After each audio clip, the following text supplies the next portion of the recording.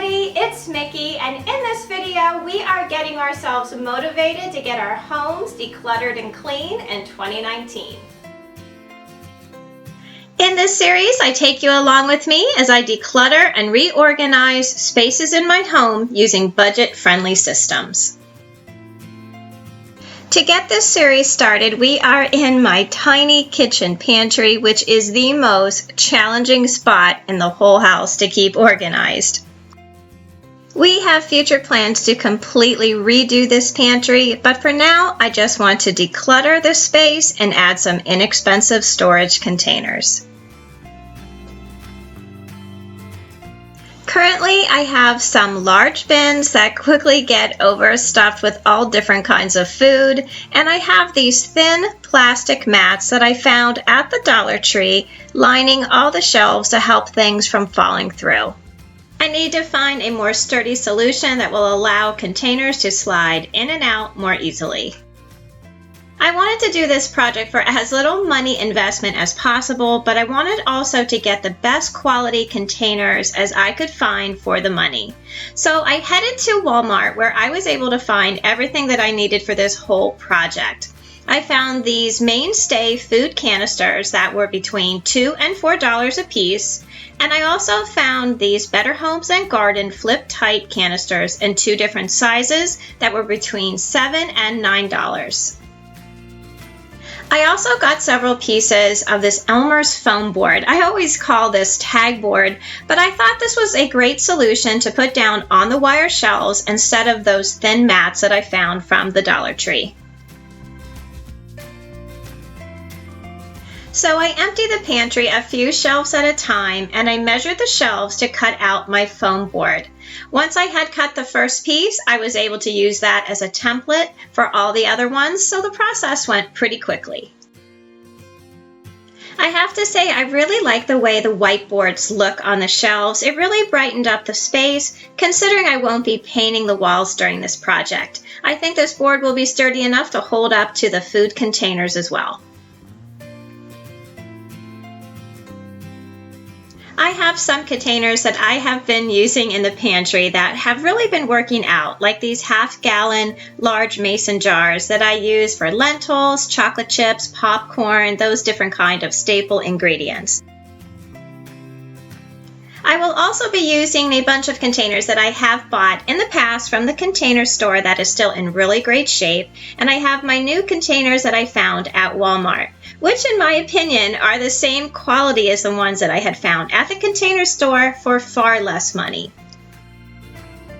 Unboxing your ingredients into airtight containers really does help save a lot of space in a small pantry, and I think that your ingredients stay fresher longer in these types of containers as well.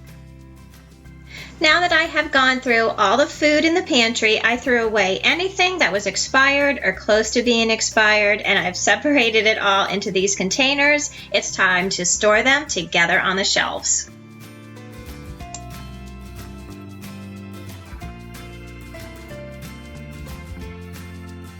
So at this point, I have 3 shelves complete, and I am really loving the way this is all coming together. So on this shelf, we have our cereals with some minute oatmeal, and I have all of my half-gallon mason jars all lined up here on this one shelf.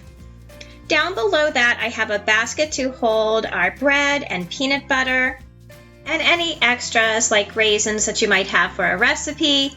Then I have a container of steel-cut oats, and behind that I have our secret stash of candy, which I think every household needs at least one secret stash of candy. And I have a big old container of Ritz crackers, which we just can't seem to live without. And on this third shelf, I have gathered together all of my baking items, my flour and sugar, some mixed nuts, and some powdered sugar. So the next big issue that I need to address now are all those food storage containers, the ones that you use for food prep and to store leftovers. I just seem to have them in a big pile here sitting on the floor, which is really not the best spot for them. So I thought I would make a food prep area here on the last shelf. I have invested in some food prep containers on Amazon that I thought would stack neatly for easy storage. So this might be my favorite shelf in the whole pantry now. I have all of my food prep containers here with their lids behind them. And I also have some Rubbermaid lunch containers and some Ziploc containers that I like to use for soup. So now down below I have two buckets. One has all of my containers that I use to freeze large quantities of soup or of sauce, and the other large container here is actually empty, which will come in handy for those big grocery hauls when you buy big bags of chips or ingredients to meal plan.